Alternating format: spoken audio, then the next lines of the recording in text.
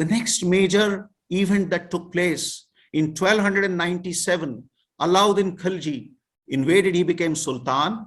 And after 2 years in 1299, he invaded Gujarat. He killed the king Karnadev Waghela, after whom Karnavati or Ahmedabad is named. And he took off his wife and also his daughter into his harem.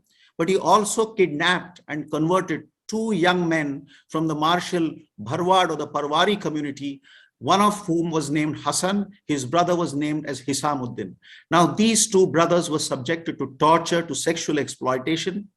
In 1317, the son of Alauddin Khilji, Mubarak, who was besotted by Hassan, he became the Sultan, and so he was taken up by Hassan that he awarded the title of Khusru Khan to Hassan. And he sent him on an expedition to Malabar in the south of India to bring that territory under the Islamic rule. But Hassan was waiting for his time. He had not forgotten the humiliation. He had not given up his Hindu practices. Secretly, he used to do that. What did he do? He conspired with the Hindus in south of India.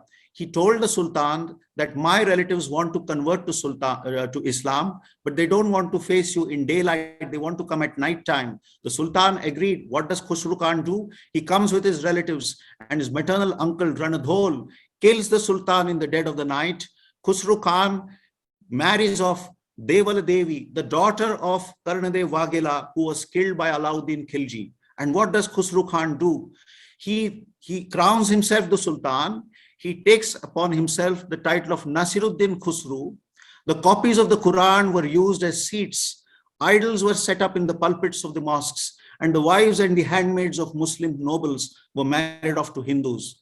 The Hindu rule of Nasiruddin Khusru, these are his coins, lasted for a brief period from 20th April 1306 to 6 September 1320. It was just a brief 6-month period when Nasiruddin Khusru re-established Hindu rule in Delhi and came back to the Hindu society.